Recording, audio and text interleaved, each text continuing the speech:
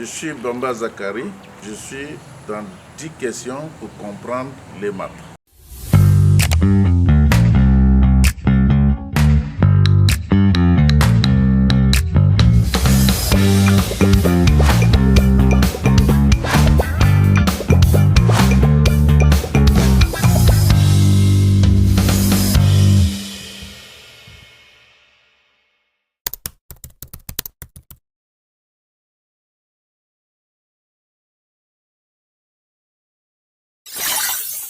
Ce que nous exhortons beaucoup plus au niveau des sociétés coopératives, c'est un peu ça. D'autant plus que quand vous êtes regroupé en société coopérative, il y a d'abord la contribution à chaque niveau de la production qui est contrôlée.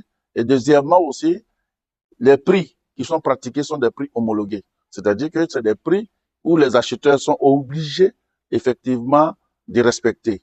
Et troisièmement aussi, à partir de la société coopérative, à partir du moment où vous déclarez votre or est tracé et rentre dans un circuit formel qui va permettre éventuellement de pouvoir donner de la notoriété à l'activité que vous faites. Et donc, à ce niveau-là, nous pensons bien que la possibilité que nous avons avec les différentes déclarations à travailler en société coopérative sont énormes, d'autant plus que nous avons des contributions au niveau social, au niveau communautaire et éventuellement aussi au niveau administratif.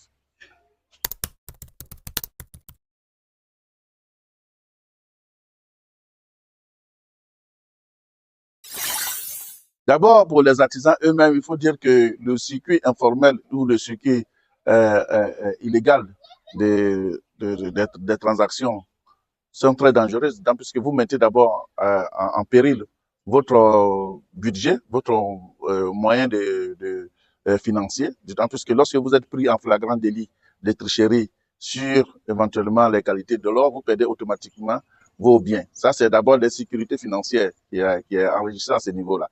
Et deuxièmement, vos contributions au niveau des communautés ne sont pas perçues. Et troisièmement aussi, au niveau de l'État, vous ne payez pas de taxes, donc c'est un manque à gagner pour l'État. Et en ce moment-là, nous ne pouvons pas effectivement l'État ne peut pas prendre en charge les différentes préoccupations qui sont liées à nos secteurs d'activité.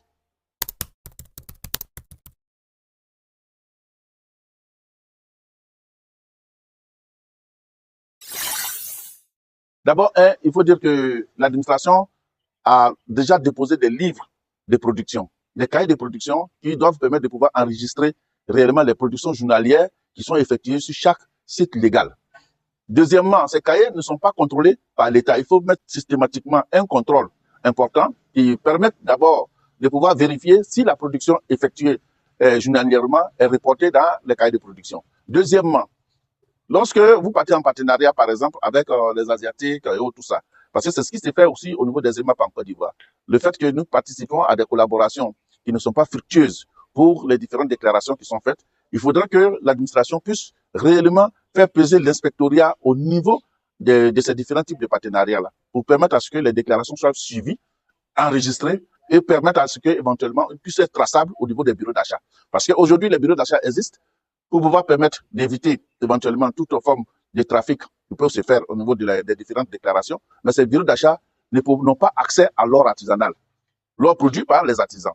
Et donc, ce qui est un facteur de blocage qui influence réellement les différentes déclarations qui sont faites par ces différentes sociétés coopératives ou bien ces entreprises, ces PME qui travaillent dans le secteur de l'artisanat minier. La traçabilité doit commencer d'abord dans la base à la production. Deuxièmement, à qui on vend le bureau d'achat. Troisièmement, à l'exportation pour que éventuellement on puisse avoir un retour sur les devises qui sont récoltées au niveau de la vente de l'or à l'international. Et nous pensons bien que si ces différents facteurs, ces trois facteurs sont respectés, il n'y aura pas de problème. On pense bien que la production de l'or sera conséquente au niveau de la Côte d'Ivoire.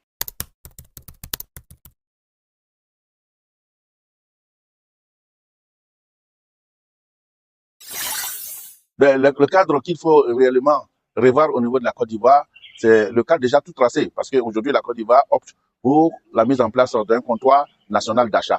Et donc, ce cadre sera idéal pour pouvoir permettre non seulement de faire bénéficier les artisans sur le prix du coût de l'or qui est en train d'augmenter grâce à la crise asiatique, mais aussi une contribution pourrait être faite sur place au niveau du marché national, afin de pouvoir récolter tout ce qui est réellement production nationale au niveau des EMAP en Côte d'Ivoire.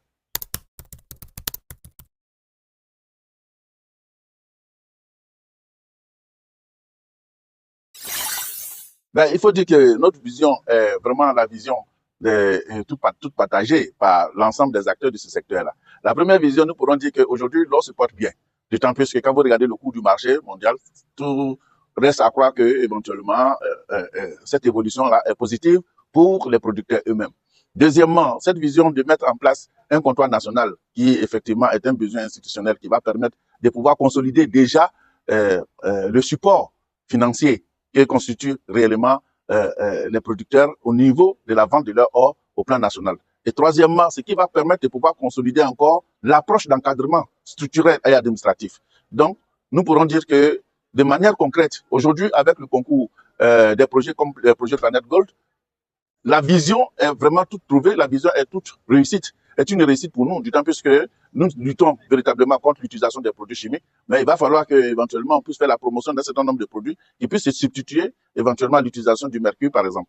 Et donc, à partir de là, nous avons que, au niveau professionnel, les artisans pourront conséquemment réussir à pouvoir travailler véritablement sur les différents chantiers sans risque de pollution, sans risque d'accident de travail, sans risque d'être compromis à la vente de leur production, parce que déjà, il y a une garantie à partir du contrat national, et sans risque d'être pénalisé par l'administration locale sur les opportunités que offre la professionnalisation de leur corps de métier.